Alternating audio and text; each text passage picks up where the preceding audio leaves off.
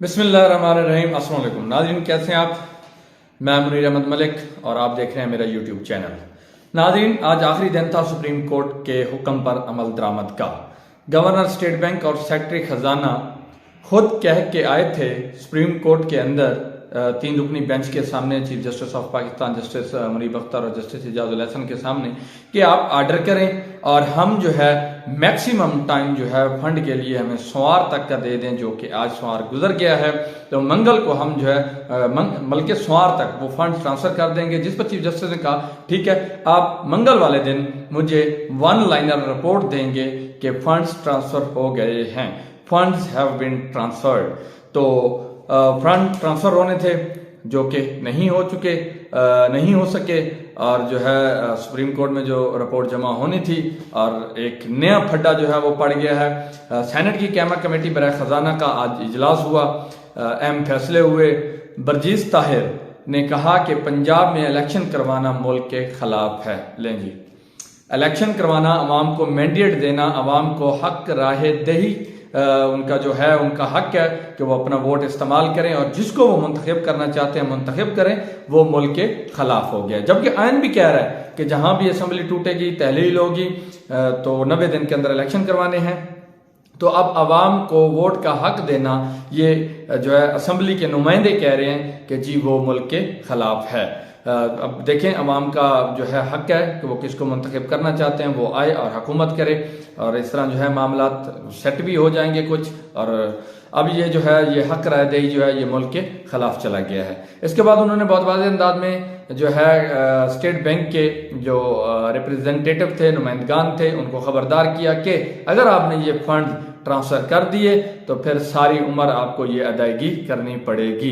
ये मैं पिछले व्लॉग में बता चुका हूँ कि ये मामला हो सकता है और वो यूँ हुआ है। राना सनाउल्लाह भी कवाल कह चुके हैं। तो आज ये सेनेट की जो कायमा कमेटी बराए खजाना है उसमें ये बरमला तौर पे जो है ना वाज़ेह तौर पे एक धमकी दी गई है कि अगर आपने ये फंड्स ट्रांसफर किए, सुप्रीम कोर्ट के हुक्म पर अमल किया, तो आपको जो है सारी उम्र इसकी अपनी जो तनख्वाहें हैं उसमें से ये आप अदायगी करते रहेंगे। चूंकि पार्लियामेंट इससे इनकार कर चुकी है तो आप फंड्स ट्रांसफर नहीं कर सकते।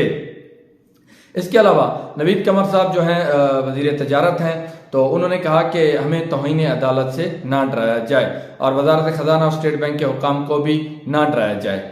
तो उन्होंने मजीद कहा कि पार्लियामेंट को अपनी तौहीन पर एक्शन का अख्तियार है, पार्लियामेंट सुप्रीम है, हम तौहीन बर्दाश्त नहीं करेंगे। लें जी, ये इनको अपनी तौहीन याद आ रही है कि हम अपनी तौहीन बर्दाश्त नहीं करेंगे। ये हैं हमारे नुमाइंदे जिनको हमने वोट दे के असम्बलियों तक पहुंचाया है, और आज जब हमें दोबारा जो है हमने सूबाई इलेक्शन में अपना हक राय दही इस्तेमाल करना है तो वो आवाम में जाना तो इनको वो मुल्क के खिलाफ लगता है और अपनी तौहीन लगती है। जब सुप्रीम कोर्ट इलेक्शन करवाना चाह रही है तो उनको अपनी तौहीन लगती है। अब यह है कि मतलब ये जो अवाम की तौहीन कर रहे हैं तो उसकी कोई बात नहीं है। अगर जो है अवाम अपना हक राय दही इस्तेमाल करती है तो वो उनकी तौहीन है।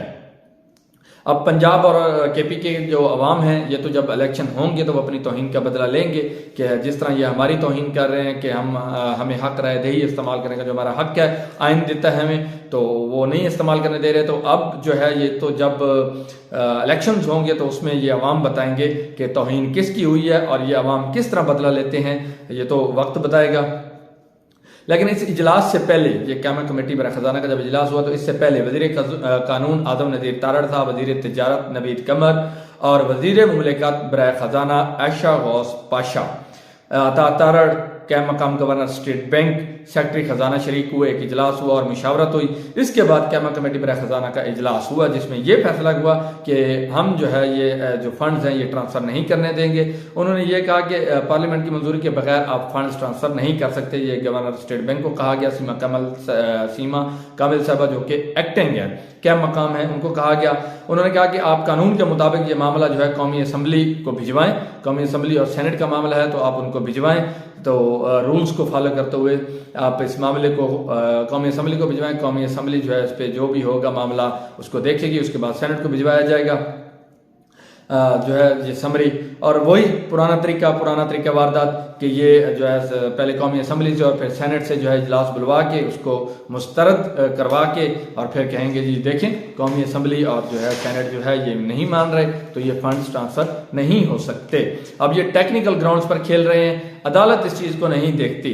अब ये सियासी शहीद बनने के चक्कर में है, तो मेरे ख्याल में तो अब अदालत इनकी ये ख्वाहिश पूरी करेगी। सबसे पहले तो ये जो है कैम मकाम गवर्नर स्टेट बैंक ने कहा है कि हम जो है हमने अदालत के हुक्म पर आज 21 अरब के जो फंड्स हैं वो मुख्तस तो कर दिए हैं, लेकिन फंड्स जो है वो हम मतलब मुख्तस कर दिए हैं, लेकिन ये हुकूमत पाकिस्तान की तहवील में रहेंगे और हमें ये अख्तियार नहीं है कि हम इन पैसों को आगे मुंतकिल कर सकें।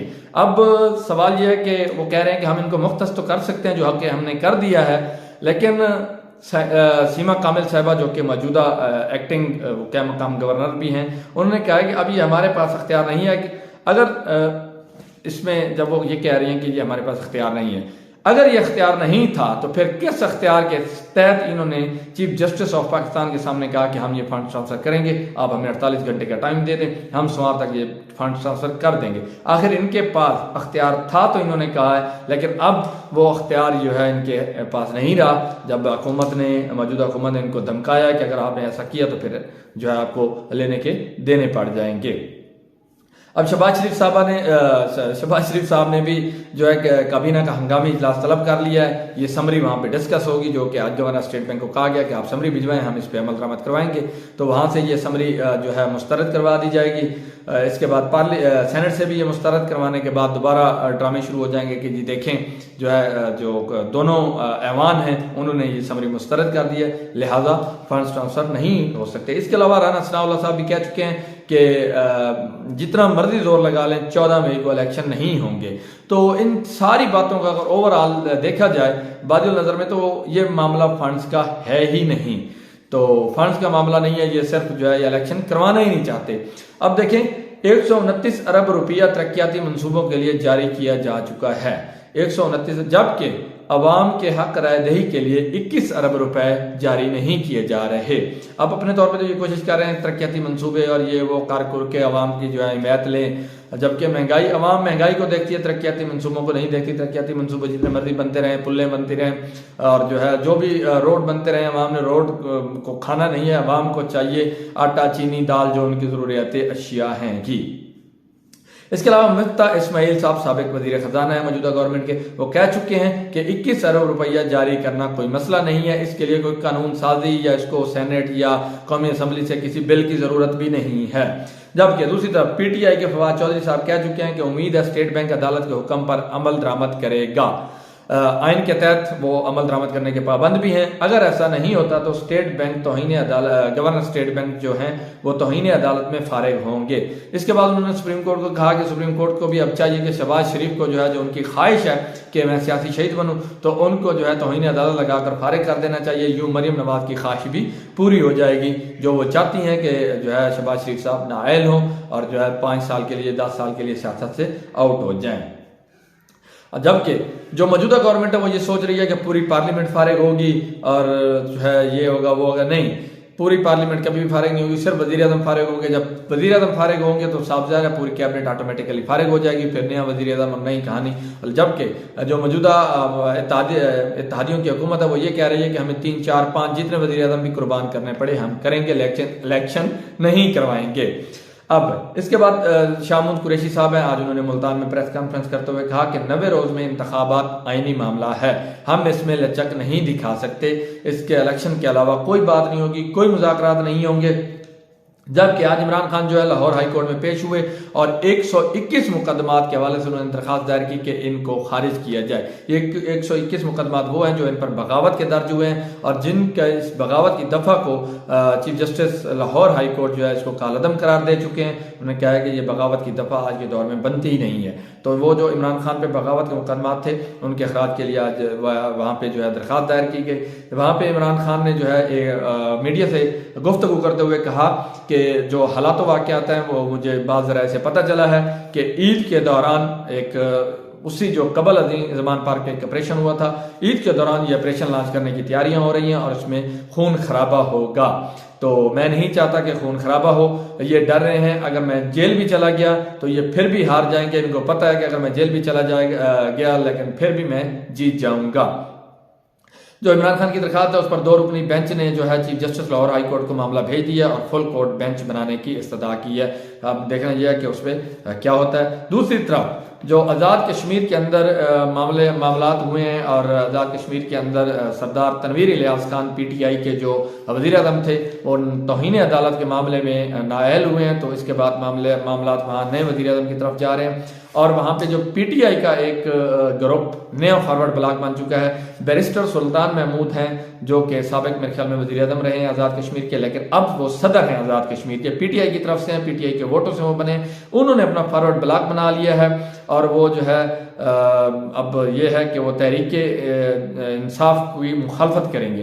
पाकिस्तान पीपल्स पार्टी और PMLN का जो मुश्तरका उम्मीदवार होगा वो उसको सपोर्ट करेंगे। जबकि दूसरी तरफ ये कहा जा रहा है कि 26-26 अरकान दोनों तरफ बराबर हो चुके हैं। टोटल वहाँ पे 52 जो है वोट होते हैं आज़ाद कश्मीर के, तो 26-26 हैं, दोनों पलड़ा जो है बराबर हो चुका है। इसमें जो अब फैसला कौन वोट होगा वो है सरदार अतीक खान का वोट।